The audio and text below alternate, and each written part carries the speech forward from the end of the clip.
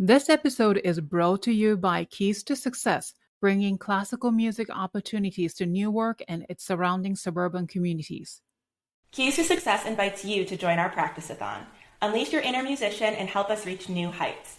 All you need to do is commit to practicing 1,000 minutes of music. Whether you're a beginner or a virtuoso, every minute played supports our mission to inspire and empower the next generation. Ready to make a difference? Let's hit those keys.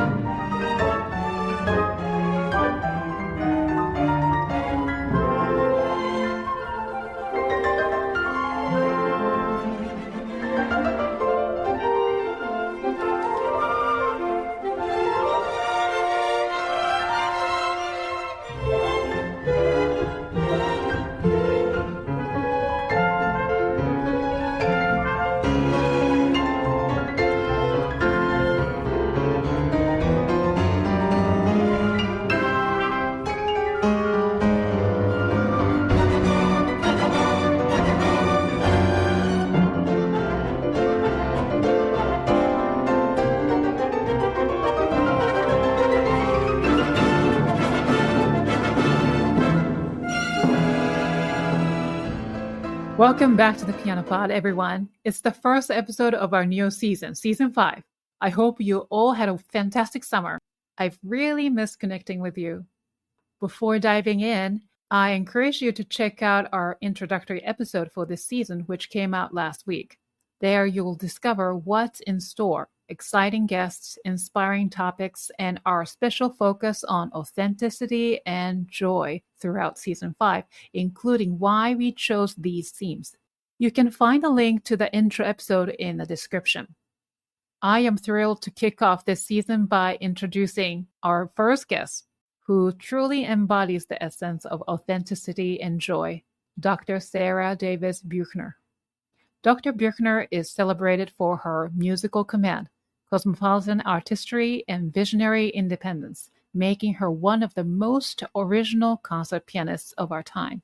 Celebrated for her intelligence, integrity, and technical prowess, and thoughtful artistry, she has won top prizes at prestigious international piano competitions, including the Queen Elisabeth and Tschaikowsky competitions.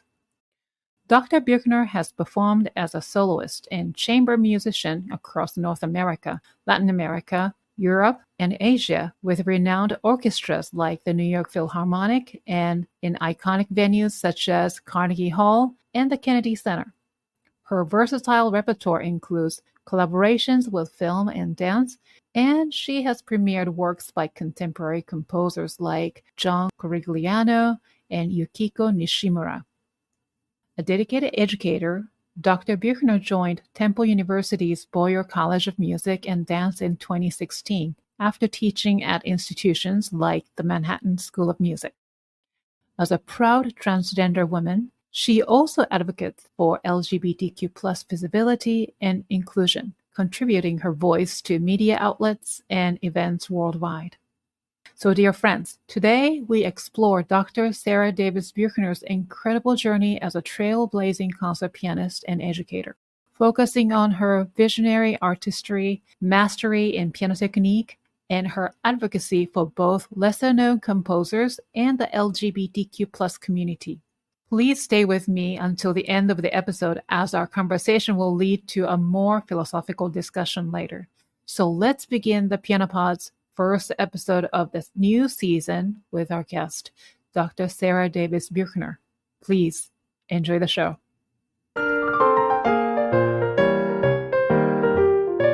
You are listening to the Piano Pod, where we talk to the brightest minds in the industry about how they are bringing the piano into the future and thriving in a complex, ever-evolving world. Welcome to the Piano Pod, Dr. Buechner. Thank you so much for joining us today. My pleasure to be here. A great honor. Thank you. It's really an absolute honor and pleasure to have you as our first guest of this season, and especially with our focus on authenticity and joy this year. And I couldn't imagine a more fitting guest to kick off this season. You truly embody the spirit of joy and authenticity. And first of all, I just want to congratulate you for your special recital at Merkin Hall last spring. Thank you. Thank you so much. Yeah, and it was the celebration of your incredible 40 years since your New York City debut. Mm-hmm. And I bought a ticket, and unfortunately, I got very sick for 2 days. I couldn't go out nowhere, so unfortunately I had to miss, but I heard it was a spectacular recital. Could you share some highlights from that night and what it meant to you to celebrate such a huge milestone in your career? How did it feel to perform at such a significant event? Well, it's the recital came about a little bit of a surprise for me because just my manager said, "Oh, they want to present you at Merkin," which had never really happened before. So it was just going to be another recital on the concert slate. But I realized that the date was going to coincide generally with the 40th anniversary of my New York debut, which was back in 1984, and I wanted to mark it by playing something special.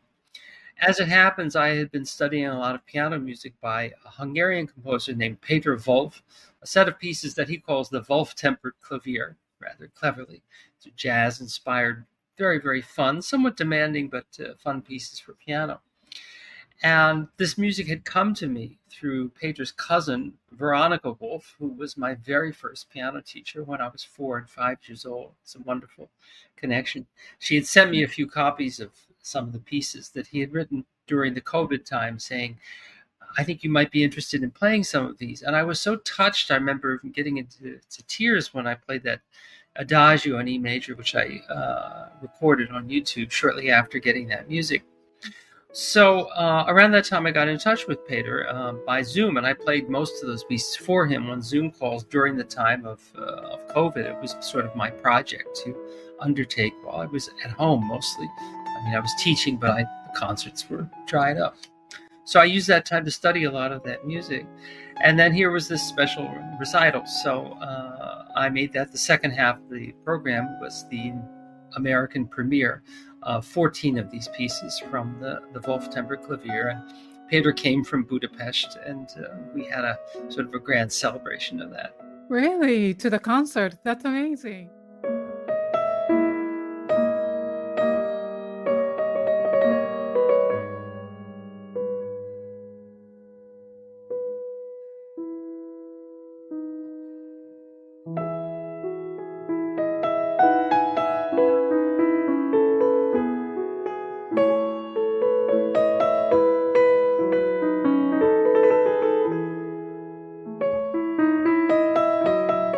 Wonderful. And then also you performed, besides those Wolf-tempered Clavier, you said 14 out of 24, correct? 14 out of 48, actually. It was 48. Yeah. About one quarter of them, yeah. Wonderful. And then you also performed pieces by Mozart.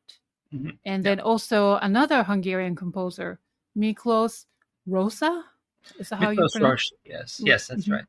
Well, the thing about Mozart for me, also, this is the composer that I've loved most since my childhood, since I was 4. I mean, that's when I would walk to the radio in our living room whenever Mozart's Marriage of Figaro Overture came on. It was every afternoon at 4:30. It came on as the tagline for this show. And my mother noticed me walking to the radio, kind of fixated at that time.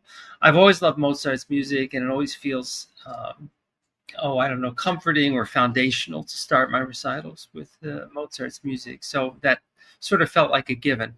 And then, so there's something about foundations there, about Miss Wolf and Mozart. And Miklós Rózsa was one of the great Hollywood composers of the 1940s and 50s. That's what he's most remembered for now.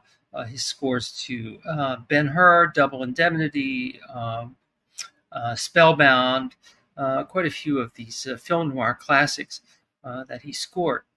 But he was also a very thoroughly trained composer, a great composer, in my estimation. He wrote some piano music. His variations were premiered by Clara Haskell in Paris.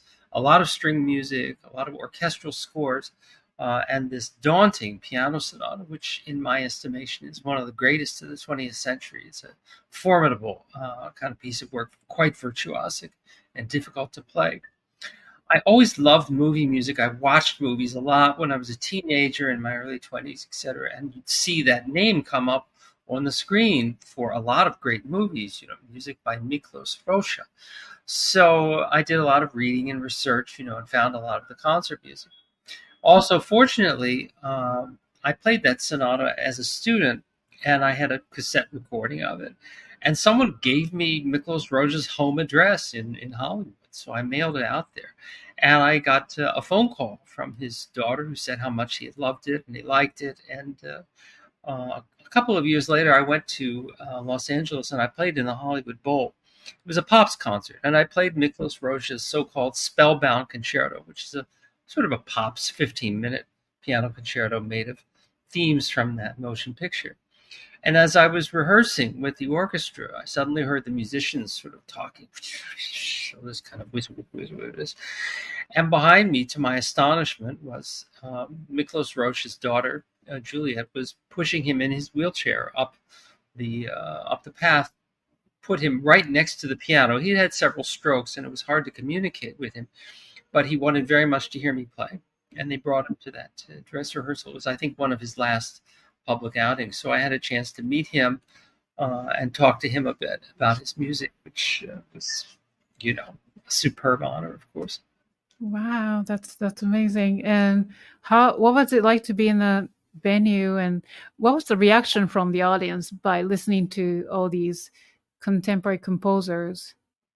Well, I think the recital itself in Merkin was a big hit. It was a nice, generously sustained hand, and standing ovation and all the rest of it. Times have changed. I mean, I had hoped that Péter's music would elicit a review in the New York Times or something like that, but they don't review so many concerts these days. So unfortunately, that didn't happen. But there was a grand party afterwards, and actually quite a few celebrities came as well. So really? Oh, yes. Like who? Well, that's between me and my gods. Okay. Well, you deserve all the attention, of course. Yes. Well, thank you very much. Yeah. That's wonderful. But do you plan to play all the Wolf-tempered Clavier eventually?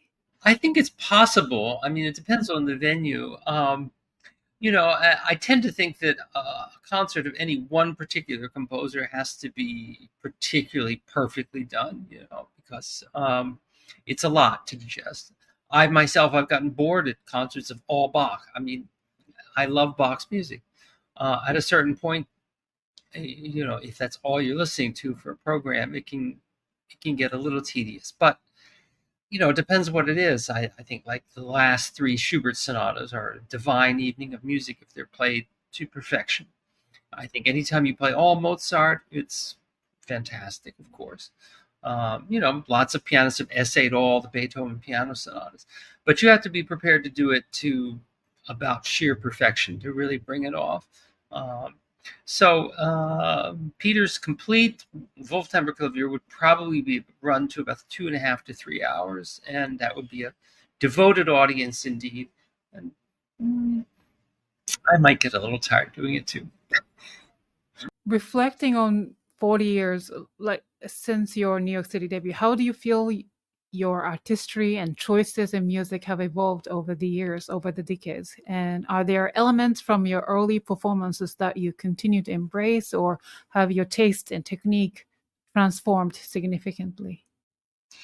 Wow, Yukimi, that is like the question of the decade. There, it's going to take a long time to answer that. I think that an artistic journey is a kind of evolution, of course. If I think back to my taste in music when I was a child, it was rather Catholic because it was shaped by my parents' desire to see that I had good piano lessons and studied good music. And I think the first crack in that armor was probably when I was about 12 or 13 years old, and the movie The Sting came out, and it had music of Scott Joplin. And I went down to the music store and I got a lot of rags of Scott Joplin because I liked Joplin's rags. And I remember asking my piano teacher about playing some of those, and also the Gershwin preludes for piano. And he told me, well, that's fun to play, but you can't play that on serious recitals. That's just for your own amusement. And that was just where it was. And I accepted that as common wisdom for a good portion of my life, frankly, until I had the courage to break out and say, oh, I like this. I think this is really good, and I can play it well, and I'm going to play it. You have to get to the point where you're not worried that people will criticize you for your choices, or if they do, who cares? That's their problem. Speaking of Miklós Rozsa's piano sonata, the very first time I did play it, I was getting my graduate degree. And one of my professors, he was in a musicology class, stopped me in the hallway. He says, I saw you're playing some Miklós Rozsa. And I said, yes. And he said, why are you playing that trash? And I just said, I like it. That was the best answer I could give him. Later I thought I should have said, well, I like that trash better than your trash. But that would have been the best answer, But you have to have great belief in your artistic choices to do something like that. And you can't fault anyone, myself or any other young pianist, for playing the traditional repertoire when you feel like, well, that's what you have to play to be judged. So when I left my hometown of Baltimore at the age of 16 to go to Juilliard, I remember I was practicing Liszt's B minor sonata, Balakirov's Islame, the Tschaikowsky piano concerto. Trying to think what else I was practicing. A whole pile of Chopin etudes, almost all of Opus 25. So all of which is music I've played in concert, and none of which I've played in concert for probably the last 25 or 30 years. Not that I don't like that music, but it doesn't say something, unique and really vital to me that I feel like I have to transmit.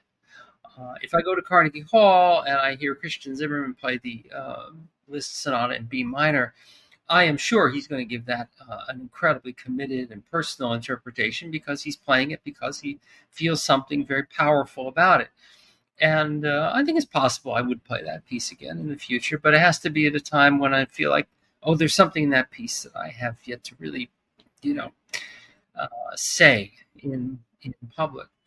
And ironically, it's the music that's much lesser played that I found so much richness in terms of music that, it's so fresh to my ears, so fresh to a lot of people's ears because it's not played very often.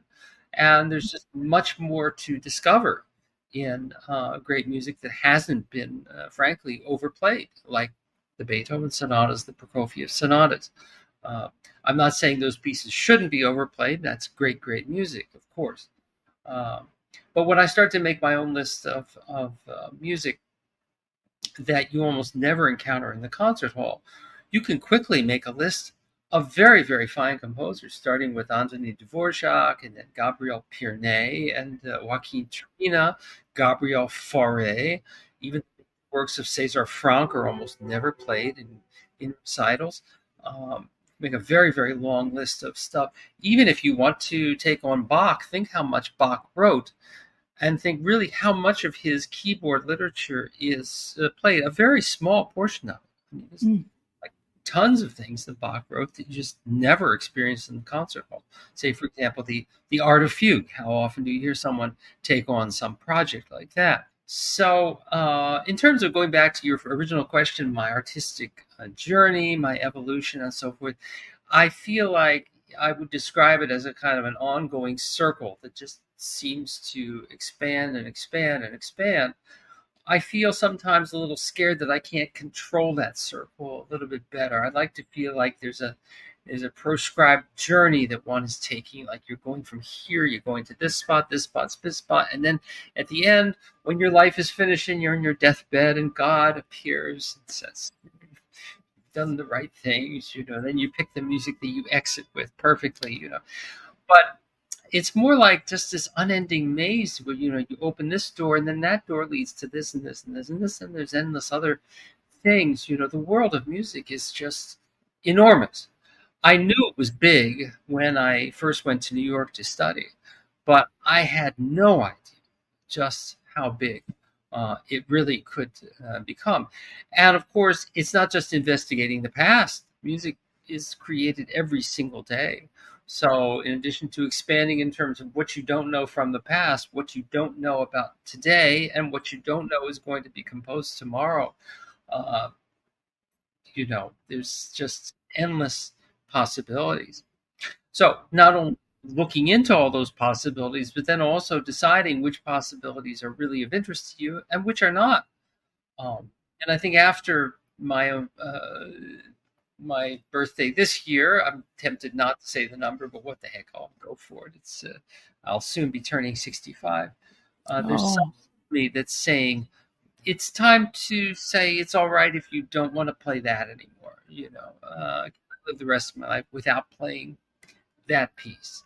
Actually, I recently moved to this lovely apartment you see me in, and moving for a musician always involves countless, probably 200 boxes of scores. And there I was sifting through a lot of those scores, and some of them I looked at them and I thought, I'm not going to play that. I'm probably not even going to teach it, but I don't need it at my home. I'll put it in my studio at Temple University in case a student's interested in it. I'm starting to think about when I'm not here, maybe somebody can use it. So, and I'm not sure. Yet, not yet.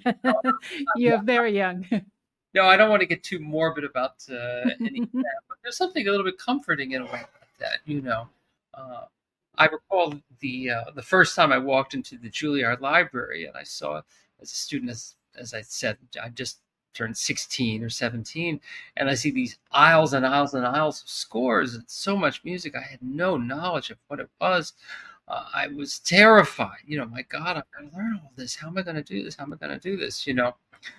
So now it doesn't terrify me so much that Wow. that stuff is actually kind of endless. And are you still learning new repertoire on a regular basis? Yeah. Yes, it's kind of. I often tell people that planning a recital program is a little bit like plotting out a gourmet meal, right? You're going to have a dinner party and you want everybody to have something that they like. There's got to be some salad. There has to be some side dishes, a couple of main courses, maybe some desserts, maybe some side snacks, some candy here and there, of course, something sweet to drink and so forth. And in terms of either recital programming or what I feel like if I'm studying and I have a good balanced program to work on, well, there's things to study that are of technical interest that help me maintain just my ability to play. And there's never any shortage of challenging etudes to look at, of course. Then, of course, there's Baroque music. And if I'm not really so much in the mood for Bach, actually these days I'm finally sitting down. I'm trying to read about 10 to 15 Scarlatti sonatas every day so that at some point I can say, yes, I played through them all.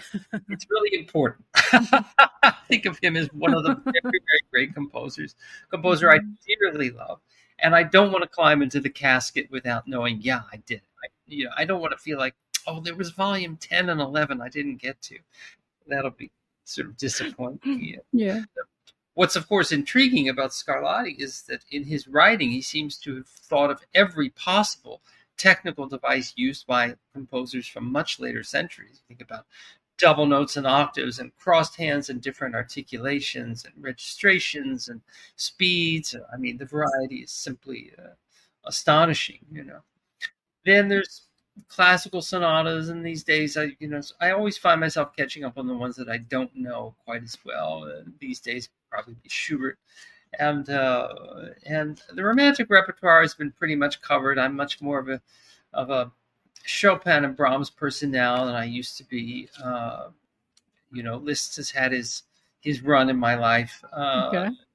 Youngsters with the fast hands can play all the Liszt. That'll be just fine. I'm sort of getting into Dvorak all over again. People don't generally know that he wrote a lot of piano music, and although some of it is a little unwieldy, in terms of his keyboard writing, it's quite beautiful and very refreshing in a way. The end of the 20th century, there's just always more Busoni and Martinu, and yes, even some more Miklós Rózsa, and then new things. I mean, Péter Wolf. I'm always looking for new Japanese composers to play. I'm very intrigued by that country and its music as well. Composers do send me scores, and I tend to be kind of picky. I'll read through things, and in general, if I'm not interested, I'll just lay them aside.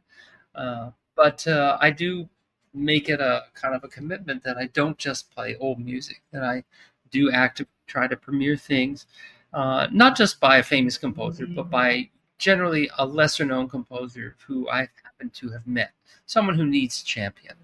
I think that's part of the process for me. Wow, that's quite amazing. Lately a lot of young musicians started performing more, lesser known compositions or lesser known compositions by lesser known composers or whatnot. But you've been doing this for decades, and you're way ahead of everybody else. And then to do this my podcast, I actually get to learn about each guest, but also I get to learn so much about different piano literature. And then as I was learning about you and listening to all sorts of your recordings on Spotify or YouTube, I came across so many interesting pieces. So for example, this morning I was watching a performance of Poulenc Variations by Koji Taku. Koji Taku, yes. Mm-hmm. That's a fantastic transcription. It's a very great piece, and that's a wonderful story to tell, which links into all of this. There are basically, I would say, two central characters in my life who really inspired me to think about music on a very cosmopolitan basis. The first was my Baltimore main piano teacher after Miss Wolf. She took me to play for her teacher, who was a brilliant Filipino pianist named Reynaldo Reyes. And Reynaldo was a graduate of the Paris Conservatory. He got second prize in the Busoni competition and a few other notable things. But he settled in Baltimore around the time when I was a kid to teach piano. And of course, every American dollar he earned doing that went back to the Philippines to support a family of about 2,700 cousins. It's the tradition of that place. But he inspired me so much because he spoke 7 or 8 languages. And I remember as a child to go to his house or his studio, I loved it when the phone would ring because my brother and I would look at each other and we'd play a little game. We'd guess what language were we about to hear, because we could never tell who he was going to talk to on that phone. Now, this is in like 1965, 66. And international phone calls themselves were a huge, huge deal. So this man would pick up the phone and we'd hear French, we'd hear German, we'd hear Italian, we'd hear Tagalog, we'd hear Greek, for God's sake. He spoke so many languages. And he loved to opine that language was the key to the world, that you could, if you spoke languages, you could go anywhere and do anything. It left a very serious imprint upon my brain. I didn't even study any foreign language until I got to high school. I studied French and I studied some Russian. Only later in life I studied a bit of Spanish and Japanese as well. But that cosmopolitan outlook made its impression upon me for sure. And then shortly after I got to Juilliard, we had the most marvelous teacher of piano literature. He was a great pianist named Joseph Bloch. And Jimmy Bloch became a very, very dear friend.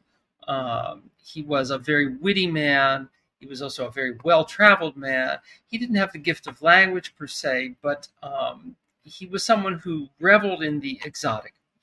And he brought this kind of zest and joy about that into the classroom in the most wonderful ways. He would wax eloquently about composers who were never played at that time in the 1970s, like Al Kahn. And he had this very theatrical way of speaking with his hand held high like this. Al Kahn, the etudes in the minor keys. You poor little boys and girls don't know what you're missing.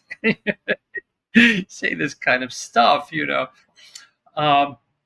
So I remember one of his very first lecture giving in the whole history of the piano literature, which he knew, encyclopedically. He just reveled in this. the very first class was about the Elizabethan virginals book. Here's this music for these instruments I didn't even know existed, and composers like John Bull and William Blow and Giles Farnaby, and it was amazing to me. And I went and I started learning some of that, and I brought it to the class the next week. And I think it was a piece by Farnaby. And he stood over me and he said, "Wonderful! You were born to play Farnaby," which is not necessarily a compliment, but I just loved this adventurous and funny spirit that he had. Mr. Bloch also loved the country of Japan. He had been in the army and had served in the army during the occupation of Japan. And I think during that time he had met artists and musicians. He was sort of an aesthete, I mean, it was part of his personality.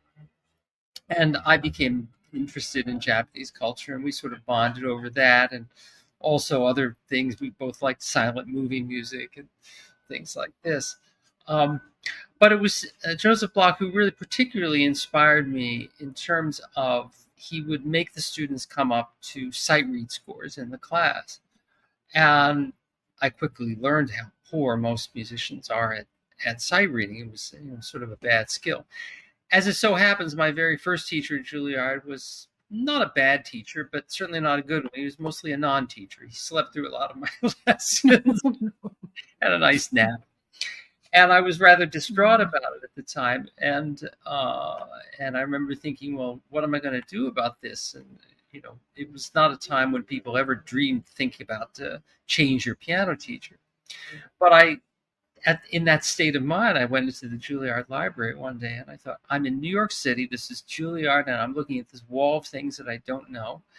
And basically, what if I just start playing through things? And I embarked on a 2-year project. It took me pretty much exactly 2 years to read through every volume of piano music on those shelves. Now, I skipped some that I didn't like so much, like Prokofiev. It's pretty hard to sight read Prokofiev. It's not my favorite composer, frankly. But I started with Isidor Atron's Rhapsody No. 2 one morning. And then 2 years later, I remember finishing up with the piano concerto of Ephraim Zimbalist. So it took me from A to Z. And of course, what happens when you do that, okay, when you get to A, you have to deal with, Alcon, who I wasn't too crazy about, but Albéniz was pretty interesting. And just fudge my way through Iberia was rather a challenge. Oh, so good. Oh, so good. And then when you get to see, you suddenly hit someone like Clementi. You realize, oh my God, there's 4 volumes of Clementi sonatas that nobody ever plays. And then there's Chabrier, who's a marvelous composer, And then I hit the 4 big volumes of sonatas by Jan Ladislav Dušek. Some of them are very, very beautiful. And then when I got to F, there was Fauré waiting for me. Well, to play through all the barcarolles of Fauré. Over the course of those 2 years, I became a very good sight reader, and I was accompanying a lot of friends on string instruments as well. So I became a kind of a sought-after accompanist for recitals, and my skill sets improved, quite a bit. Sight reading will improve your technique, it'll improve everything. And that was kind of like my thing. I would spend at least an hour, sometimes 2, in the practice room in the beginning of the day. The very first thing I do is just read. I really had no idea how much I was helping myself out in terms of being able to speed up my learning process and learning repertoire. But I gained such an appreciation for those composers who you just didn't hear in the concert hall, and then I wanted to play those composers. I heard my classmates up and down the halls of Juilliard playing all the Beethoven sonatas brilliantly. Chopin etudes like Nobody's Business, the Liszt etudes, works of Chopin. These were the stock and trade, and I had to study those things also as well. But nobody was playing Mujeres Españolas of Joaquin Turina, and it's so beautiful. I'm so happy I recorded that. I love the album, and I see the painting in the back. Is that the Oh, painting? yes, as a matter of fact, Yes. I right. noticed. Yes. I love the album. I mean, so many genres you tackle in recordings and concert venues, right? And then, I also love the album called Jazz Nocturne. Oh, yes. And I had to go to Amazon and buy the score because I absolutely fell in love with all the pieces in that album. Oh, well, Dana Suisse is one marvelous composer. I realized I started that long diatribe, and then I totally skipped over. You had mentioned the full-length variations of Koji Taku, because I wanted to bring this full circle. Sure. It was many years after I was out of school, and I was living in Western Canada. But when I came to New York, I would always visit Joseph Block at his home in Larchmont, and he was becoming rather elderly in the early 2000s. And he had these 2 volumes of collected Japanese piano music from his occupation days. Had been published by Zenon, I think, or whatever. And I asked him if I could borrow those, and he said, "Oh, sure." And I took those home. And in the middle of that collection of music by composers who I'd never heard of, here was this piece by Koji Taku, who I'd never heard of either. And it amazed me. And I went back to Jimmy's house, I don't know, a few weeks later, and I played the piece through for him, and he loved it, and so did I. And I started to put that onto my concert programs. I didn't know much about Koji Taku. I just knew that he had been trained in Paris, studied with Courteau and Boulanger, and then become kind of a jazz pianist later in life. But at some point, his daughter contacted me. I had no idea I had a daughter who was still alive, and she's sort of a pop musician. And she was delighted that I was playing the piece. And then a Japanese publishing company asked me about preparing a new edition of the piece because they had a lot of problems in the score.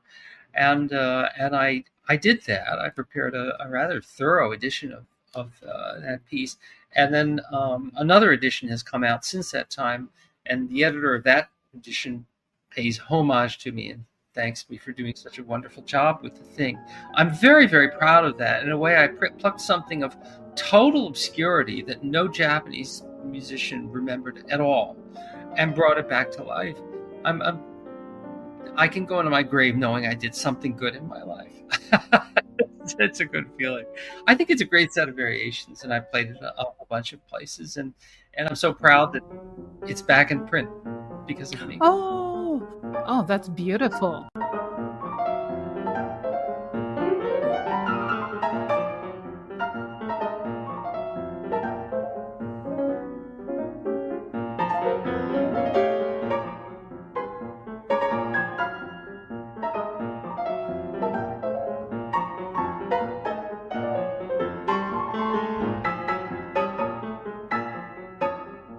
Honestly, as I was listening, your performances are actually really distinguished by a deep intimacy and profound understanding of each composer's roots, history, and culture, language, and allowing you to connect with their stories and convey the compassion in their works, really. So can you share how you personally approach the process of understanding a composer's intentions, especially you perform so many different works by various composers, from the dead to the living, So, well, that's boy, Yukimi, you brought the heavy artillery today. I'm sorry. That's all right. Fair enough. I'm thinking back again to a very big influence upon my life, particularly in my teen years, was the world of paintings and of visual art. Probably starting just from class field trips to museums. We lived in Baltimore, but my dad would either drive or take us on the train down to Washington and see museums for our cultural betterment. But particularly, I guess, it was the Impressionist composers always left a very, very big influence upon me. I just loved, a lot of people do love the canvases of Renoir and Monet and so forth. But it fascinated me that these canvases were like a portal to a totally different world. And if you stand transfixed into one of these places, you can smell the breeze, you can feel the air in those things. It just enables you to relive something that, in a sense, is gone, but it's immortal there in front of your eyes. Even as a child, I was kind of dazzled by portraits of Rembrandt, because I would look at them, and yes, they were beautiful, but what stunned me was that the people were alive to me. They weren't dead at all. Their eyes, their hands, everything. They were telling me their stories. And I think that I had this connection between what art truly is. It is a kind of an immortality. It's this portal to someone's story, somebody's existence. Uh, and I mean, this is what humanity is. It's a series of stories. We all have our story to tell. So that's the part that maybe fascinates me the most about the music I hear that really intrigues me is where is it bringing me to? What kind of story is it telling? Say when I'm playing Rachmaninoff's variations on a theme of Paganini for piano and orchestra, it's such a strong, rhythmically absorbing piece. And the minute you get into, I don't know, it's variation 7 or 8 in the DS era is hurt. Now you realize that the composer is telling you something about the devil, the violin, the power of the A minor tonality, and the inevitability of death. I mean, he wrote this piece towards the end of his life. He wrote it around the same time as the symphonic dances, which also used the Dies Irae and the Isle of the Dead and so forth. And, you want to climb into Rachmaninoff's head. I mean, what was he thinking about? What were his thoughts about the meaning of life, about the brevity of life, or his own contribution as a creative artist? I find that so completely absorbing, and it's probably one of my favorite concertos to play because it just sucks you in, from the very, very first notes. It's a perfect piece of music. I can't say that about a whole lot of scores, actually, that, even of Beethoven or Mendelssohn, Schumann, et cetera, we can hear things that are great. It's a great, great piece of music, but to say it's something is absolute sheer perfection, you could not change a single note, dynamic, anything in that score. I do think of that piece that way, the same way as Mozart's Jupiter Symphony, perhaps, or the Requiem of Gabriel Fauré. In any case, this, idea of studying the music from the musical outside of it, like it's a great tableau, it's a story, it's an autobiography, it's someone's life. It's so totally absorbing to me. I mean, I can't imagine starting the study of a piece from the aspect of, okay, let's see, I want to win a piano competition, so this part I want to play fast, and then this has to be accurate. So, I mean, those technical details will come in when you analyze the piece, pick it apart, have to practice it, like the master watchmaker, take all the mechanism apart and study it. But I think that comes later. The very first thing is, does it excite your passion? Does the piece excite your passion? Does it pull you into that composer's world? And that's what a great composer does, really pulls you into their story. Not your story, but their story. Before continuing this fun episode with Dr. Sara Davis Buechner, let's take a moment to hear from our valued sponsor, Keys to Success, whose support helps make this podcast possible. Are you ready to make a difference through music? Keys to Success is thrilled to announce our practice-a-thon. For only $25, you can become a vital key in bolstering classical music education. Just like a piano is complete with 88 keys, our mission is complete with supporters like you. By registering, you commit to practicing 1,000 minutes of music. Whether you're a novice or a seasoned performer, every minute contributes to something bigger. At Keys to Success, we're dedicated to bringing classical music opportunities to Newark and its surrounding suburban communities. Your $25 registration not only supports our mission, but also makes you an essential part of a movement that's changing the landscape of classical music education. Imagine this, your support could be the key that unlocks the potential of a young musician, offering them the chance to experience the transformative power of music. As members of the classical music community, your involvement sends a powerful message about the importance of nurturing the next generation. We're looking for classical musicians like you to amplify the importance of music education. Visit keysnewark.com to sign up and join a community that values the impact of every note. You can learn more about the Practice-a-thon by finding us on Instagram at keysnewark. Join our Practice-a-thon and help us create a symphony of change. With just $25, you're not only playing your part, you're becoming a key player in the world of classical music education. Let's make those keys sing and inspire the next generation together.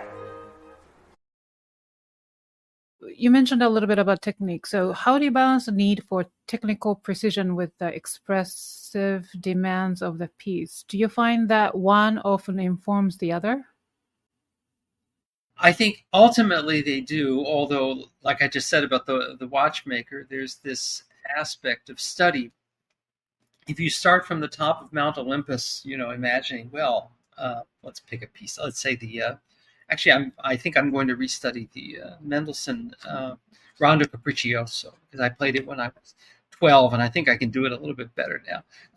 So you think from the Mount Olympus of, that's going to be light and frothy, and the opening will be incredibly beautiful and moving, and then it'll be sprites and elves dancing and so forth, and then the thunderous octaves at the end. I mean, what a great dramatic piece. Okay, that's my mindset. That's where I want to end up.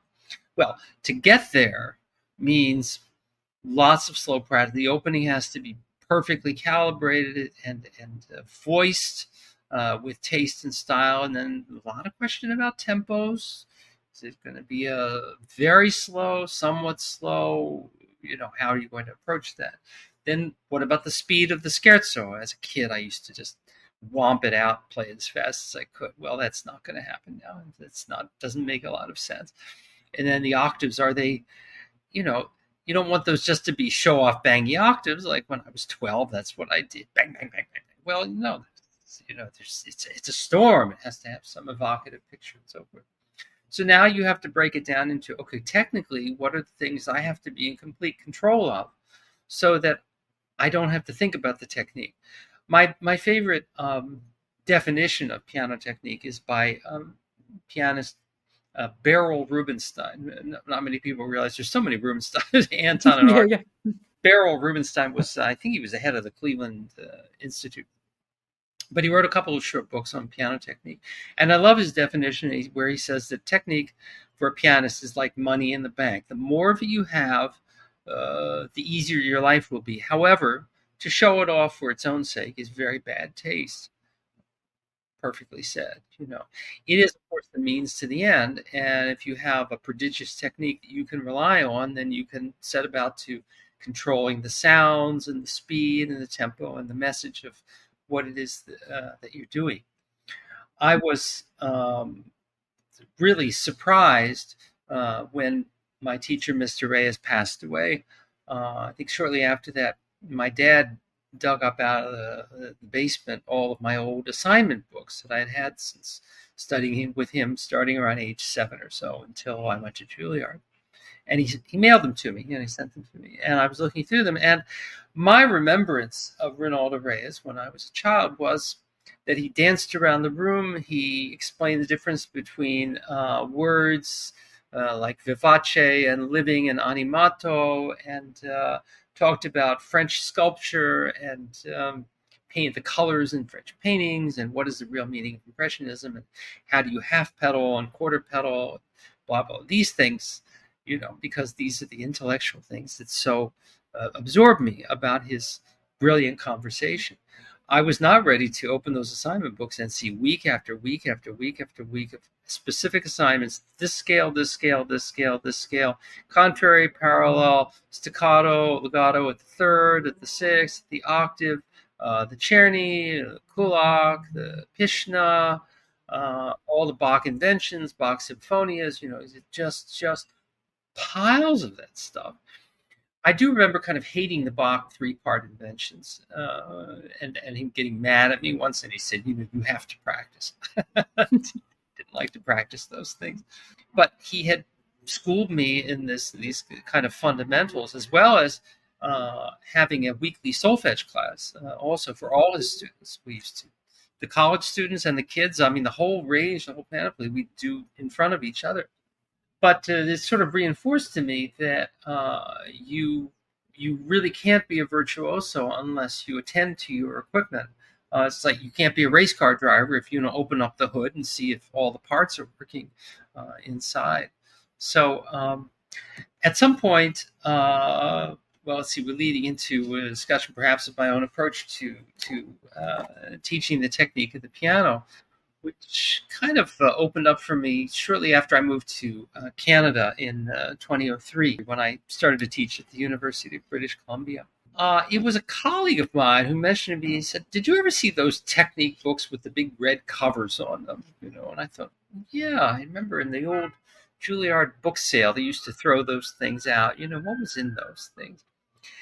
And then by chance, I was approached by Dover Publications about doing some editing, and eventually I actually became the chief editor there for a little while.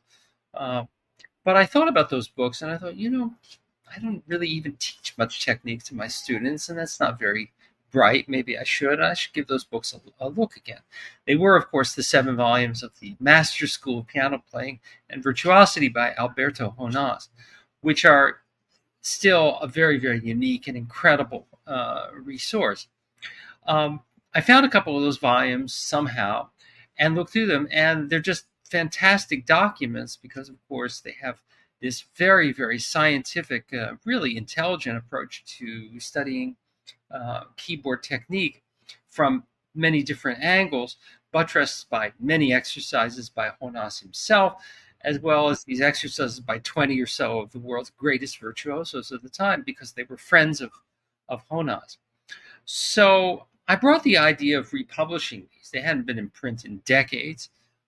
To the powers that be at Dover, and they were keen for the first 2 volumes, which they didn't have to pay any royalties on.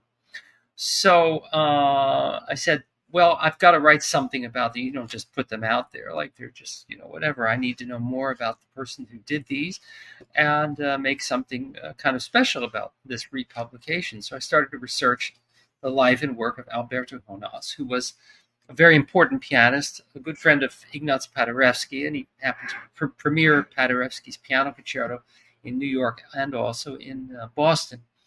And he had taught in Berlin for a while and then come to the United States, taught in Philadelphia and New York primarily.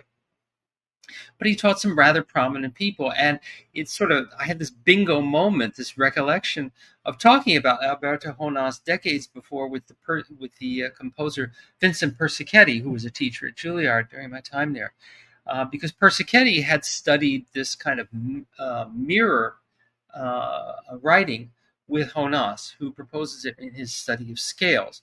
That is, that an E major scale played in ascending with the right hand, E, F sharp, G sharp, and so forth.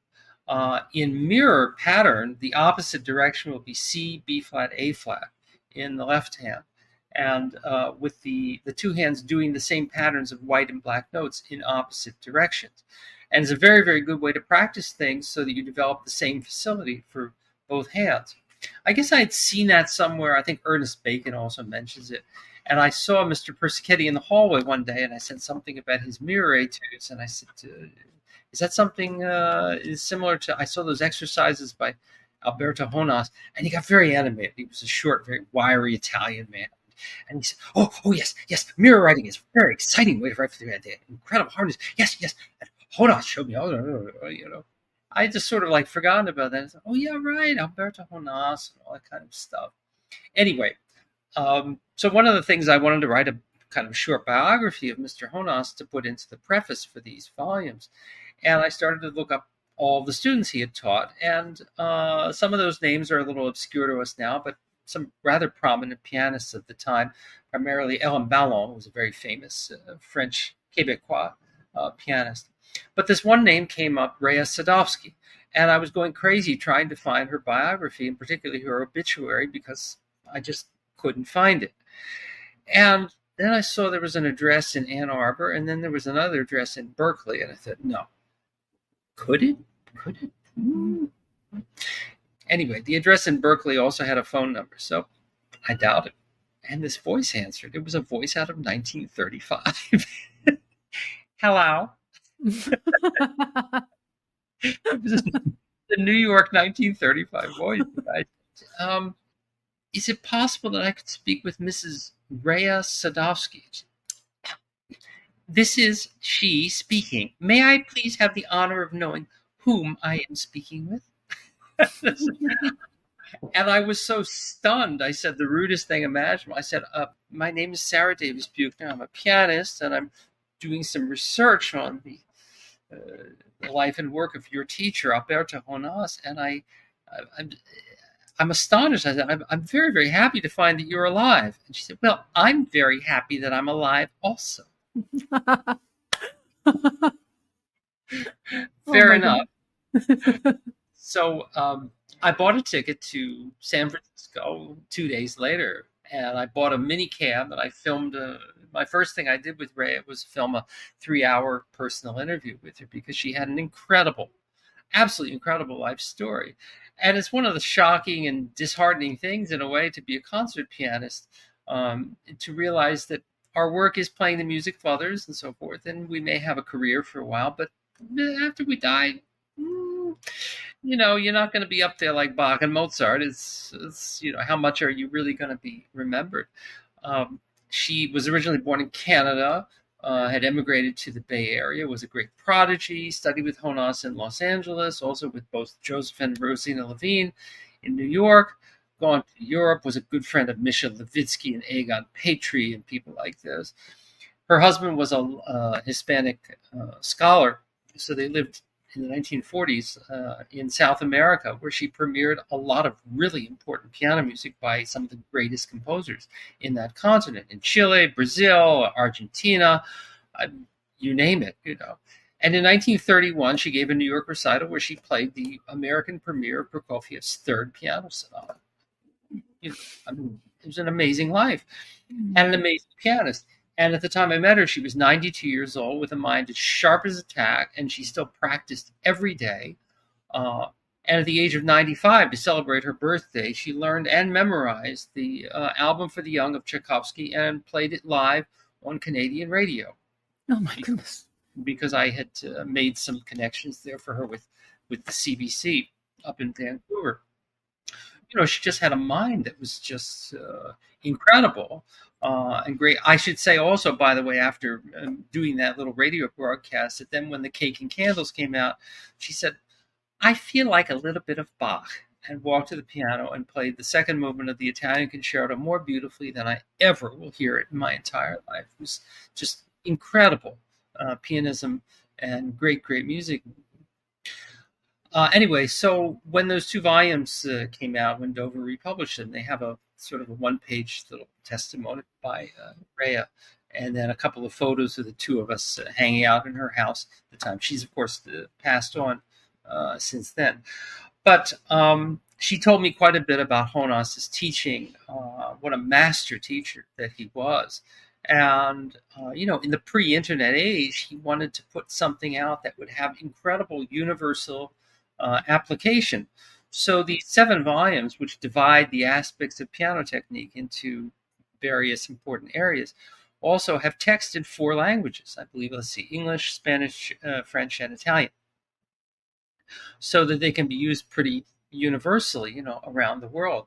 They came out in 1929, shortly before the Great Depression hit, and they were expensive books. I think they were priced at $10 a volume, which is well beyond the range of most people's ability at that time. And after the Depression hit, they just went out of print pretty quickly, which is a great shame, because it's the work of a master pedagogue, showing you. Volume 1 starts from, or I guess I should say the series of those books basically takes the approach of from small to large, from the smallest aspects of piano technique to the largest. So starting with volume 1 is mostly devoted to exercises that help extend the reach of the hands and the flexibility of the muscles. And it has all kinds of intriguing exercises by Jonas himself, by Alfred Cortot, by Busoni, by Joseph Levine, an incredible stretching exercise by Joseph Levine. These are great, great exercises by great, great thinkers on the pianistic art. Volume 2 devotes itself to the study of scales and all sorts of permutations. Volume 3 is arpeggios. Volume 4 is about the art of playing double notes, whether it's double seconds, thirds, fourths, sixths, and Volume 5 is devoted to chords and octaves, and Volume 6 about other musical concepts associated with the piano, including the longest, most useful chapter ever written on the art of pedaling the piano that I've ever seen. They're sort of like must-haves. And at the time those first 2 volumes were republished, none of it was available on IMSLP. Now the whole thing is on IMSLP. You can see it for free. So I send it to my students, all the time, and I try to grill them on this and that. But it's not just the exercises. It's also after these exercises and suggestions for practice, then Jonas puts examples from the classical piano repertoire where it's used, So, talking about playing double thirds. He's got a lot of scales with various fingerings and so forth in double thirds. And then he's got, a few excerpts from, of course, the Chopin Etude, but also other parts of other pieces, say concertos of Saint-Saëns, where there's passage work like that, or music of Brahms or Mendelssohn, might have this aspect or that aspect or that aspect, and helps integrate your understanding of, you're not just practicing exercises just to do an exercise. You're acquiring the skill to be able to play that kind of piece. So it's fantastically useful stuff. And that influenced my own pedagogy to a great degree, because I thought, well, here's one of the greatest teachers of the 20th century who left behind this great record of just what he thought was important. And it was kind of amazing to be in Rhea's house, and she opened up her old volumes that she'd used when she was 13 years old and studying with the man in New York City and showing me the circles that he made. Well, this one is not for small hands. This one will help extend this, whatever. And I saw that, these books are very, very large. He didn't intend for anybody to go through every single part of it. He just pick and choose, this one, this one, this one, this one. He wanted to have a great resource as a teacher. And that's what it is for me. It's a great resource for me as a teacher as well. You have the series of School of Virtuosity, titled School of Virtuosity on Tone Bass, explaining Jonas' technique, right? Or rather, it's not just a technique, it's really book itself is like really the resource for pianists. And then I'm not part of Tone Bass, so I'm not promoting anything, but but yeah, so these 7 courses, 7 video series, you are explaining about his book, basically. Yeah, sort of explaining about his organization of all that material, but then demonstrating as well, So it's good to have somebody showing, because a tone bass has the camera like above the keyboard, so you can see my hands, showing, say, for example, the stretching exercise. There's one where you play octaves as 1-3 and then silently substitute the second finger so you can stretch this particular muscle or something like that. So just sort of demonstrating a good or proper way to do it. But then those excerpts that I mentioned, some of those to show that, why would you want to do that, and what's the idea behind all of this. There's so much to it. I mean, say to play an octave passage from, let's say, Liszt's B minor sonata, to discuss all of that would be first to practice the passage with the thumb alone, with a very, very loose wrist, to promote the relaxation of the hand. Then for accuracy, you probably want to make sure, are you using just 5th finger, 4th finger, 3rd finger? What is the fingerings of some of the outer parts, the aspect of up and down with the wrist, moving in and out of the keyboard, all this. Would you want to transpose that exercise, for example, to get maximum impact out of it? Do you want to practice it legato, staccato? I don't know. There's just all sorts of variation possibilities there, which are going to improve your piano technique. And tone bass is designed for both professionals and amateurs. I mean, amateur players, I think, like having this kind of like inside scoop on how do professional pianists really prepare something, and they learn a lot from that. But I've heard some awfully good amateur players also who benefit from this kind of thing. And I think all of it helps to promote the art of piano playing, which, frankly, these days, we've come down from the great high long ago of the 1920s, 30s, 40s, when everybody took piano lessons, to a time now when, everybody takes guitar. And that's a shame. I mean, the piano is a marvelous, magical instrument with not only affords us many, many hours of sonic joy, but there's still something so wonderfully gathering about a piano that everyone can stand around and admire and talk and contribute. And Sure. that's how it was in my home, particularly at holiday time. Really? Around the piano and sing things. It's a very American thing to do. Well, but that's actually the start of anyone's journey, right? So I think these days, because I'm teaching young children too, sometimes that's something missing from home because, anyway, but I'm just curious. So I think you mentioned probably in tone-based video because I watched a little bit because I was so curious about Alberto Horna's work and I really want to check out the book. I'm glad because I was about to buy the book on Amazon, but you can do it. No, you can get it for free on IMSLP. Okay. Yes. Before it was on IMSLP, of course, I was working on that edition of it, so I had to acquire a set, and it took about a year and a half and about $1,000 to get a set together. It's not easy to find. Yeah. Yeah. But anyway, in the video, you said, you emphasize the importance of building a solid technique foundation. That is, that developing piano technique is not just a phase, but ongoing, lifelong process, right? And how do you see this continuous development of strong technical foundation continuing to a pianist's growth and evolution as an artist? Well, I mean, there's always something new under the sun, right? So, and if I really want to drive myself crazy, I'll open up my volume of those Ligeti etudes and start practicing some of those because I just I still recall the first time a student came to my apartment to play some of those for me, and I recalled thinking, thank God I'm not under the age of 30 and I have to learn these for competitions. It would be just flabbergasted, by then. I had one specific experience which sort of told me that piano technique never really stops, and that was a recital in Japan, I think, and I really had to play some Scarlatti, and I love Scarlatti, but there was one sonata I thought, I really want to play this thing. That's nice opening. And I started practicing it, and I realized it had extended passages of repeated notes, fast repeated notes in the left hand. I had never done that. I had never played repeated notes in my left hand. And I had to spend weeks developing the technique to be able to play it. I still don't really have that technique to play it. But if I was going to play that piece, I just had to train my fingers to be able to do that. And I remember that was like the first time in maybe a few decades that I thought, here's something I really don't know how to do. And I have to teach myself how to do it. There's always going to be something.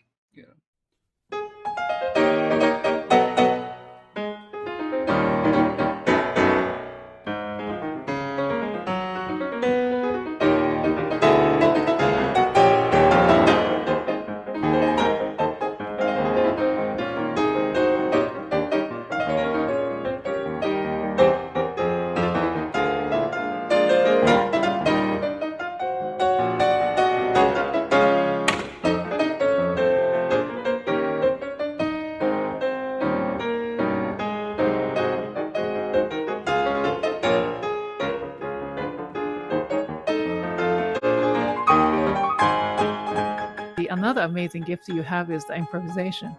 And you sent me the link of Meet the Mets, Rhapsody in Orange and Blue. Are you a Mets fan? I am a Mets fan. Yes, I've been a Mets fan. Okay. I'm a lifelong baseball fan. To grow up in Baltimore was to be a Baltimore Orioles fan. And then when I went to college, I was a very huge Yankees fan for many, many years. But that came to an end when I moved to Canada, and I started to spend a lot more time in Japan. And I became crazy about the Hanshin Tigers of Osaka. In fact, you're my enemy. I'm a Giants fan. Oh, well, in Japan they say anti Giants. Anti. That's right. In fact, a dear friend of mine, violin friend of mine, sent me this is a kanji Hanshin Tiger. Kanji drill. Kanji drill book, and the exercises are based on baseball scenarios. Oh my goodness! How adorable! It is rather adorable. I've got to work on that.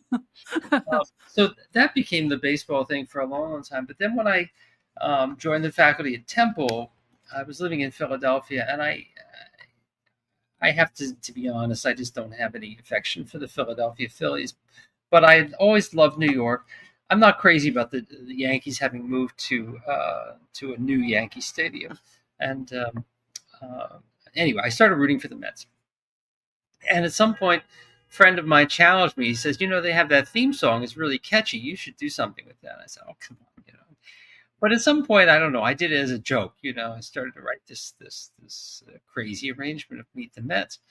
And then, so I made a video of it, and the thing went kind of viral. And I ended up playing it at Citi Field a couple of times when they had the Pride Night. I played a big Yamaha under the Jumbotron, which is great fun. I mean, I love baseball, and I always have. It was always in our house. Everybody loved baseball. My grandmother particularly was the big baseball nut.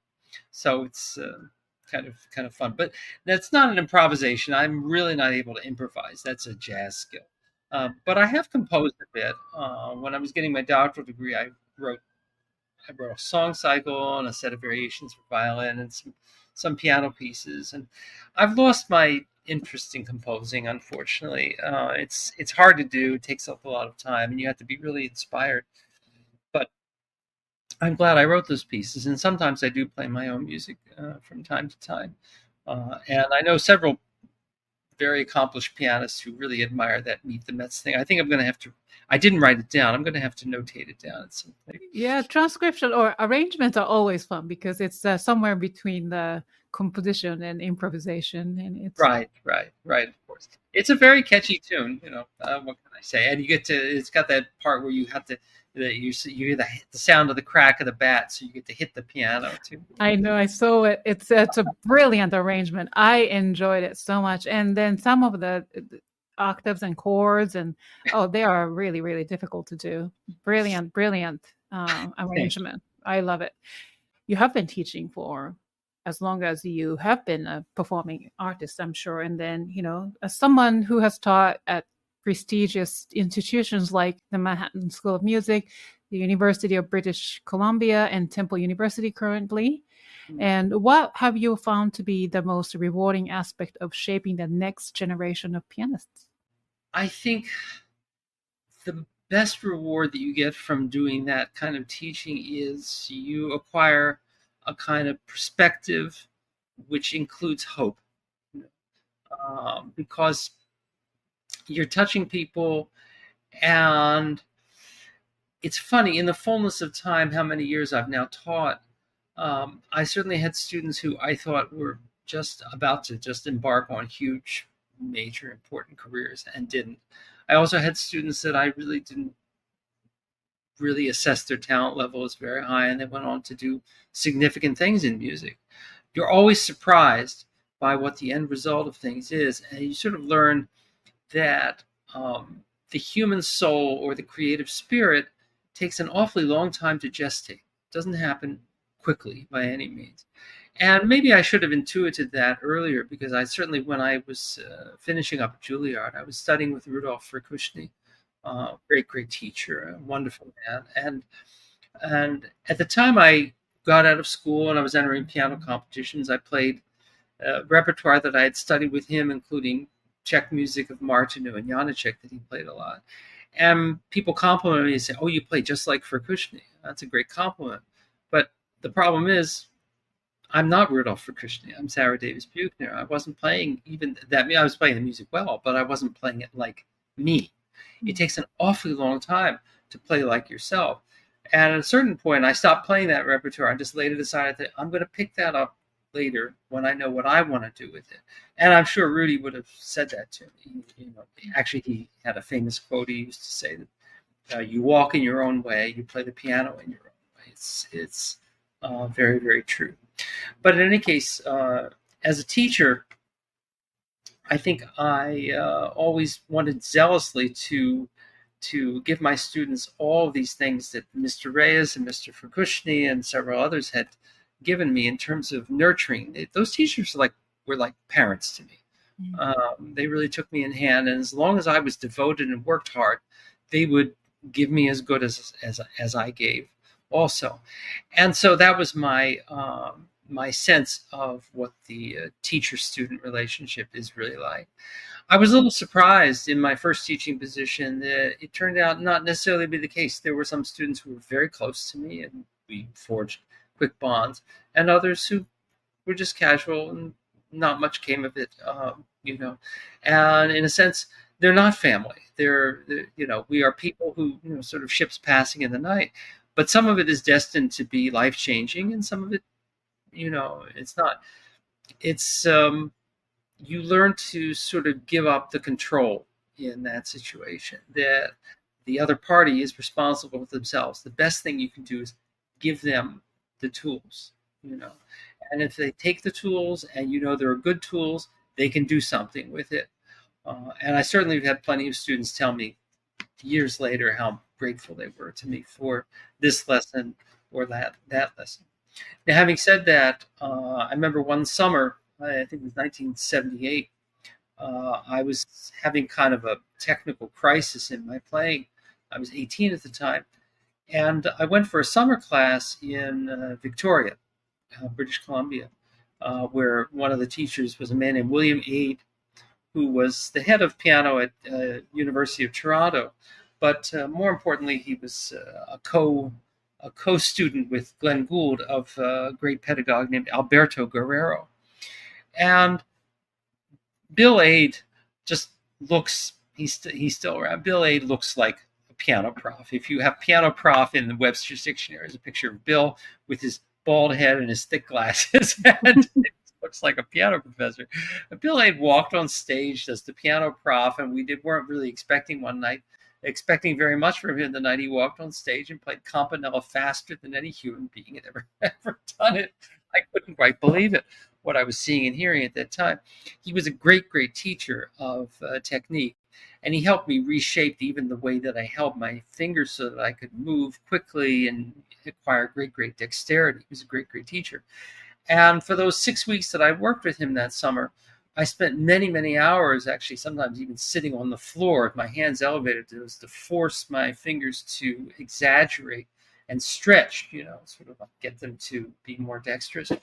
Doing these sometimes slow, sometimes fast kind of exercises. And I didn't just do exercises he wrote out. I fashioned my own out of them, and I made a kind of a catalog of what was a good way to practice this way and so forth. Decades later, I said to Bill something about how grateful I was for all that work that summer. And I said, you must have influenced, so many hundreds of pianists who, did those exercises. And he says, no, he says, you were the only one who really did it that much. I was stunned, to hear him say that.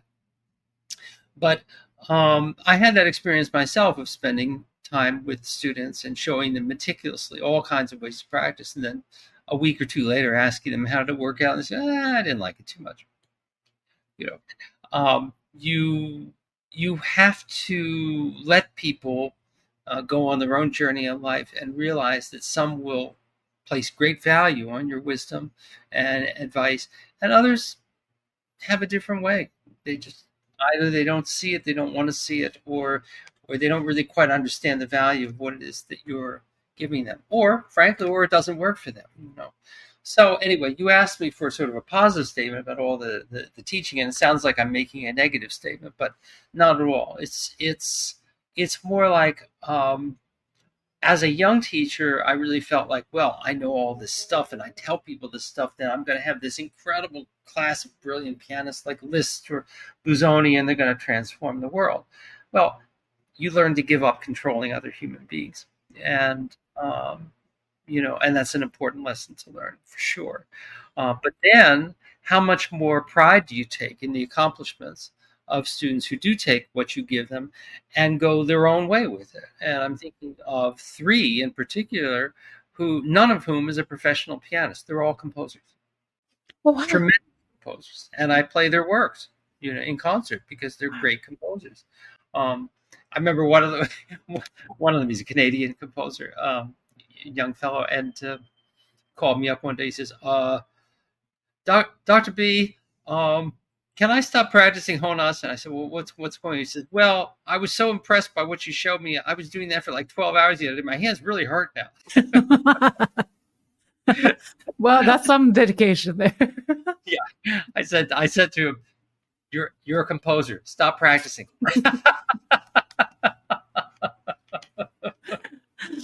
But I guess the point being, I mean, there was those who became composers. There was one that went into music technology. There was one who became the director of the U.S. Marine Corps band. I mean, people have their own artistic muses, and it might not be aligned with yours, but it's wonderful to see them follow it. So, well, sounds like you are raising creative, innovative people. Well, in a way, I don't know, but that's necessarily such a totally positive thing to say. This has happened so many times to me that some student I've been teaching for a few years, whether it's 2 years or even 4 years, undergrad student, it's usually in the last or the next to last piano lesson that they say, Dr. B, what do I do now? We start by saying, fine time to ask me. And the first few times that happened, I was really, really buffaloed, and I felt inadequate because it's like I should be able to tell them, well, let's see, you enter this competition and you write to this person, you do this, like direct micromanage their life and career. But it was when I gave up on that I came up with far, far better advice, because a few of them had said to me, a few students from time to time have said to me, I think I'm going to teach some kids for a little while and just put some money away, and then maybe I'll go to business school or something like that, because they're concerned about supporting themselves. I mean, okay, reasonable enough.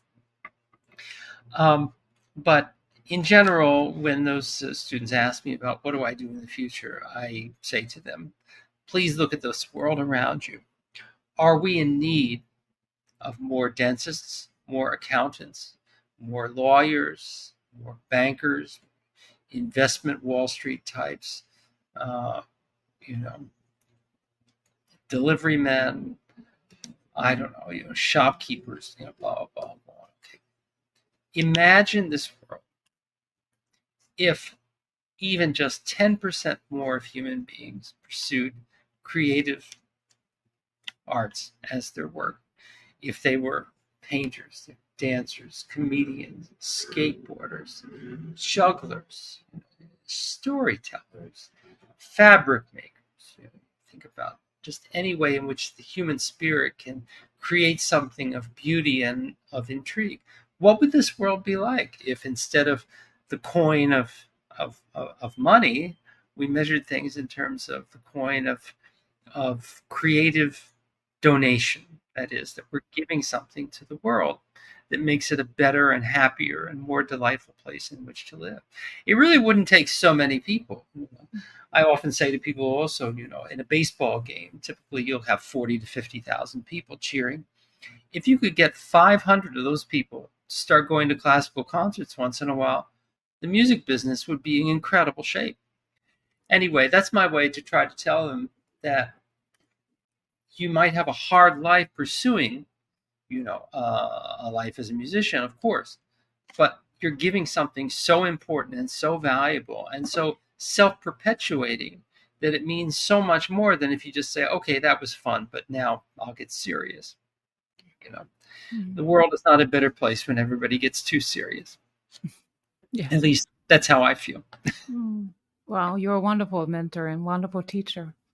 I recently watched the promotional video for your autobiographical theater show of pigs and pianists. Yes. Yes. So, as a transgender artist and advocate, your unique position in the classical music world is beautifully portrayed in this show, I'm sure, and in which details your coming of age story in New York. That's right. Yes. So, how has do you believe the classical music community has evolved in terms of acceptance and visibility for transgender artists? I would have to say no. I don't think it's really evolved so very much. I'm routinely frustrated by the words of various sponsors and presenters, and certainly my dedicated agent has put in more than 20 years of hard effort trying to get doors to break open. there certainly is some change in view of transgender people, particularly in northern sophisticated cities. But if you see the horrific laws being passed that specifically target LGBTQ folks all over, particularly the South and the Midwest, in many ways, culturally, this country is fighting the Civil War.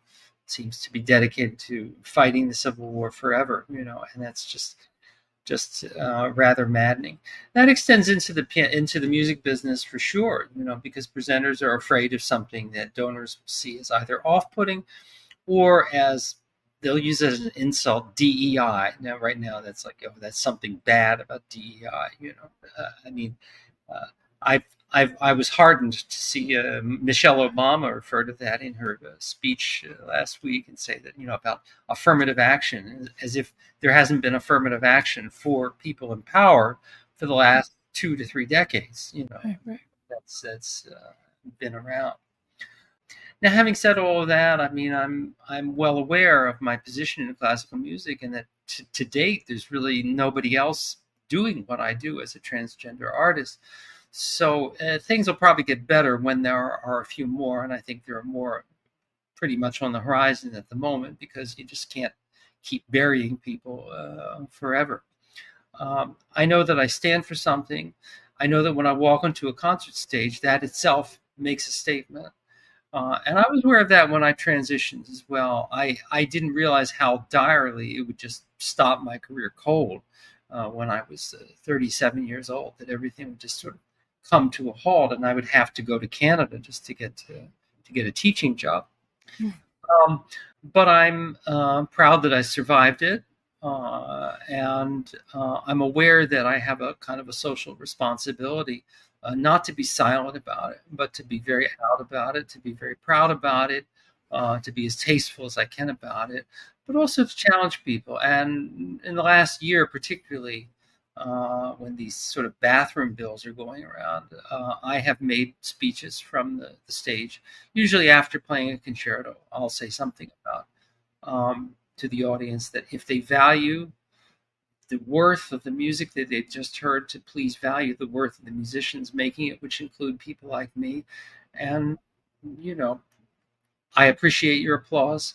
Since you like me so much, please don't go into the voting booth and strip my civil rights away.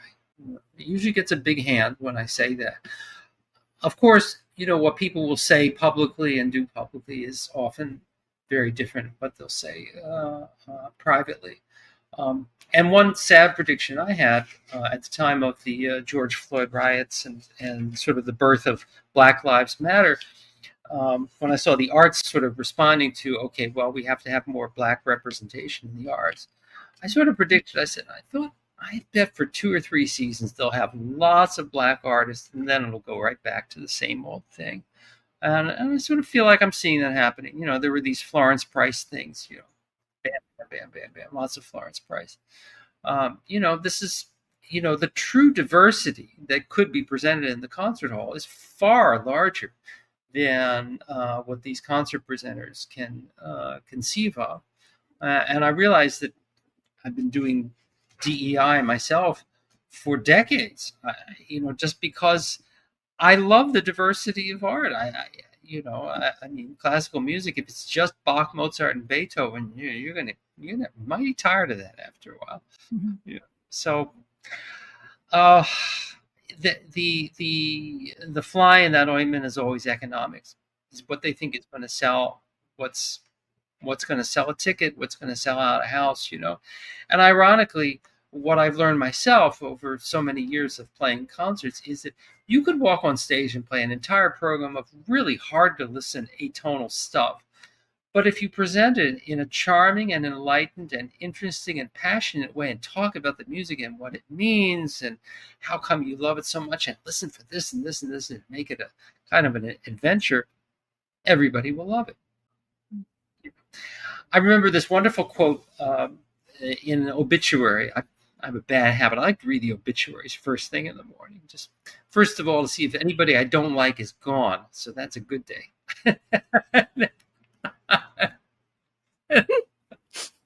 What a way to start your day. Okay. but addition by subtraction. There we go. But no, you see the interesting lives that have been lived. So there was a conductor I hadn't heard of. His name was Franz Allers, Allers, and he had a pretty big obit there. And he was a major conductor in Europe before Second World War. And then, of course, like so many European Jews, he fled to the United States. And he found his employment primarily conducting in the Broadway pit orchestras, primarily the Lerner and Loewe musicals, which he had done. And this is great, great music, of course. And he was asked, since he had been doing Beethoven and Strauss in Austria, and now he's doing Lerner and Loewe in New York City, he had been asked about, did he feel bad about the whatever? And he said, there is no first or second rate music. There are only first or second rate performances. There's so much truth in that statement. If you have pride in what you do, if you're convinced of the excellence of what it is that you're doing, then you can do a great job, or you fail and you don't do a great job. So this kind of informs my thinking about so many concerts. It hardly even matters really what it is that you're doing. Are you doing it well? Are you doing it in a way that connects with people? Are you doing it in a way that ignites people's creative spark, awakens their passion? That's really where the big money is. Wow. So, what advice would you give to young LGBTQ plus musicians who are navigating their own journeys in an industry that has historically been less inclusive, although we're trying? Well, there's always been those folks in the industry, of course. I mean, the creative arts are just full of wonderful LGBTQ folks. It's just in the past, it was sort of like it was shielded. It wasn't talked about, or as one of my ex-managers said to me after he met me after I'd come out, he said, well, it just wasn't done. So it was like it was an Emily Post rule or something like that.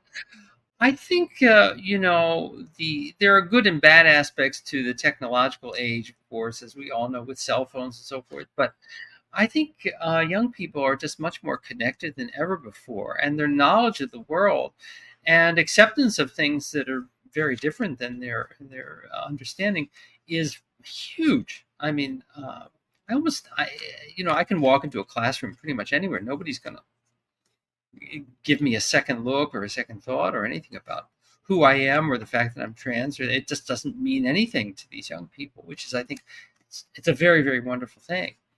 I guess my tack has been that patience is my best friend in terms of, if you live long enough, the old fuddy-duddies do die off the vine eventually, and then they're replaced by people who have a very different experience of the world and a fresher appreciation of reality. Even politically, I would say I think it's the young people who are going to bring us into a better era, hopefully, at the end of this year. So, we need our young people. We rely on them. We need their fresh blood. We need their fresh ideas. We need their energy, and we need their enthusiasm. And that's all there. The young people that I meet, the young musicians I meet, have, I don't even think they think there's a separation between straight and LGBTQ. It's all, it's the human race. Mm-hmm. We're all humans. So what's the issue? It's sort of like the old stick in the mud. So I don't want to insult my own dad, but poor dad. He's a good man, but I'll tell that story. It was I think it was in Vancouver. He came for a visit, and we walked into a Starbucks. Now, my dad was born in probably 1933, and worked on the railroad as a young man, and he's a blue collar white guy. So I don't know how much he had ever been into Starbucks, but we walked into Starbucks. I said, "Dad, you want to get some coffee?" He said, "Sure." So I took him into Starbucks, and he started shaking. He looked up on the board there, and he saw these things, these frappuccino things, cappuccino things. It's a half whip, no whip, decaf, half calf, whatever. He just started shaking. He literally was shaking, and the baristas, and yes, sir, can I help you? And he got mad, and he said, I want a cup of coffee. And I said, Dad, she'll make you a cup of coffee. It's okay. You don't have to pay attention. What's all that stuff? He was sort of upset, and I tried to talk him down to you can have what you want, and those people can have what they want too. It's all good. It's okay. You don't have to get upset and challenged by that. I think that's kind of like the problem. The problem folks are the ones looking at the board and just wondering, why has the world changed like that? It's too much. It's too confusing. It's too much. I can't deal with it. And I don't want to even critique that. I mean, like I said, I started this interview mentioning my age. I mean, I don't feel old. I don't want to. Think, none of us really. I think we like the idea of old as revered. Wiser. Yes, wiser. Yes, there we go. But old as fuddy-duddy and stuck in the mud, that's not particularly all that attractive. And yet, the world changes with incredible speed, and it's very, very hard to keep up with things. And I know anytime I have to use my cell phone, I mean, you see people doing, right? I'm not one of them. I'm the person doing it. And I'm fine with that. I don't want to take You're not missing out so much, so. I hope not. Yeah, no. Anyway, so that's my diversity story. Oh, well, thank you. Well, living authentically, especially in the face of challenges, it requires such immense energy and courage, and can be but in the end can be the source of joy in life. And from your performances to your advocacy, I think it really shows. So I appreciate you for being here today. Really. Oh, thank you, Yukimi. Thank you so much. You're so kind. It's such a lovely interview. What is your next step? I believe you are Greenwich House School, Music School's inaugural German Diaz Memorial Piano Chair. Yes, this was offered to me. I guess it's going back about 8 or 9 months ago, just right out of the blue. Rachel Black, who is the head of Greenwich House Music School, in New York City, yes. Mm-hmm. In New York City, yes. Sent me an email, and Hermann Diaz was a very fine pianist, a great pedagogue, and he had been the chair of that music department for about 60 years. He was a good friend of mine. He was a teaching assistant to Claudio Arrau, good friend of Arrau's also. His older brother, was a very prominent Cuban composer as well. Hermann was kind of like the royalty of Greenwich House for many, many years. He taught a lot of really gifted pianists who went on to find careers. After that school, they went to Juilliard and Mannes and Boston Conservatory and places like this. Anyway, Hermann died, I guess, about 10 years ago. And Rachel sent me this email, and she said, we had this meeting at the piano faculty, and she said, it's been 10 years since Hermann left us, and we all agree we need some sort of a flagship person to be our head of our department and put a face on our department. She said, and your name was brought up, and it was unanimous. Everybody wanted you. I was so touched by that. And I thought to myself, I mean, I'm very happy to be teaching at Temple University. It's it's a full-time job, although I have to be there basically about 2 days a week. And I thought, well, I had left New York many, many years before and missed it. And I thought, Alberto Jonas used to commute between Philly and New York. Is there any reason I can't also? And of course, well, first of all, I can't afford Manhattan. Nobody can. But I found this lovely place in Newark, New Jersey, which is 20 minutes out of Manhattan and about 50 minutes north of Philadelphia. So it seemed like it was sort of like meant to be. And particularly, for the last time, I'm going to mention my age because it sounds like I'm consumed with that. But I did think to myself, in terms of my pedagogy, what is it that I want to leave when it's my time to go? And I think Greenwich House has this great history. Of course, amateur pianists can go there, but professionals as well. They have a beautiful concert hall.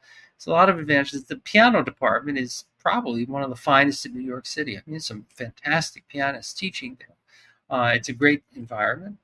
And I thought, well, this will be a chance to work with very young people again, and that's maybe a challenge, and that's a little unusual for someone like me to do, but why not? I mean, I can see in the future that Greenwich House would be, especially since I would be not just a teacher, but the head of that department, have a lot of say in what is the future of that school. The future of that place is terribly important to the city of New York, obviously.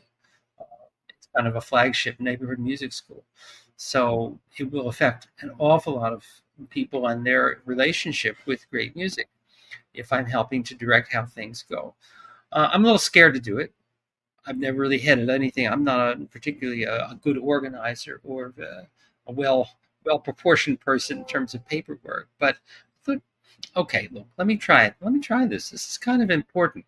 It's one thing to feel that your teaching is important, but this is sort of on a whole different level in a sense. Like to running something, sort of like dictating the course of things. Hope I can do something good with it. Oh my goodness. It would be such an amazing thing in such a neighborhoody place in New York City, West Village. Oh, yeah. Well, it's connected, of course. The Greenwich House is a much larger social service organization. They have a pottery school, they have a dance school, and they have social services for the LGBTQ community. So, so there's a lot of personal reasons why it makes sense someone like me would be involved with that. So I hope I bring some knowledge and expertise to bear there. We'll find out. I'm sure. So you have all concerts lined up, I'm sure. So if my viewers and listeners can check out your website, saradavisbuechner.com, and they get the latest news about your concerts, upcoming events. The concerts are all listed there. I have to update some other things on that website. I'm not so good at that technology. There's like, recent articles, and there's stuff from 2019. I've got to do something about that. But we'll take care of that ASAP. And the schedule is all up there, yes. And so that will tell people where I am and what I'm playing. Wonderful. Thank you. So this has been a really great, fun, inspirational conversation. And thank you so much for really staying here with me for this long time. And before I let you go, we have one more thing to do. It's called the Piano Pod's Rapid Fire Questions. So each question may sound really silly, but your answers may reveal who you truly are. Uh-oh. Okay, now you got me terrified. So ready or not, please answer them with the shortest responses possible. No explanation is necessary. Okay, let's start with the easy ones. Question number 1. What is your comfort food? Mac and cheese. How do you like your coffee in the morning? Absolutely hot, black, steaming, direct. 3 cups. Oh, great. Cats or dogs? Oh, cats, for sure. Sunrise or sunset? Oh, both. I'm going to cheat on that one. I love both. Summer or winter? Winter, for sure. Now, level 2. What skill have you always wanted to learn but haven't had a chance to? Mastering Spanish. What is your word or words to live by? To thine own self be true. Shakespeare. Beautiful. What is the most important quality you look for in other people? Sincerity. Okay. Now, level 3. Name 3 people who inspire you, living or dead. Malcolm X, Leon Trotsky, and Albert Einstein. Oh, wow. Great, thank you. Now, name 1 piece in your current playlist. MacDowell, To a Wild Rose. Oh, beautiful. Such a sweet piece, yes. Perfection, yes. Mm-hmm. Last one. Fill in the blank. Please fill in the blank. Music is blank. Life. Music is life. Beautiful. Ding, ding. That was easy. Yeah? Oh, great. So that wraps up this episode of the Piano Pod. Thank you, Dr. Buechner, for joining us today and sharing your beautiful stories and insights and expertise, and your authenticity and joyous energy have truly inspired our conversation. You can learn more about Dr. Sara Davis Buechner and her amazing work through her website at saradavisbuechner.com. You can also listen to her recordings on all major streaming services. And you can watch her past presentations and performances on her YouTube channel at Sara Davis Buechner. All the links are listed in the show notes. Thank you to my wonderful audience and fans for tuning in. If you enjoyed today's episode, please rate and review it on whatever podcasting platform you use. Remember to hit the thumbs up button and subscribe to my YouTube channel if you're watching this episode on YouTube.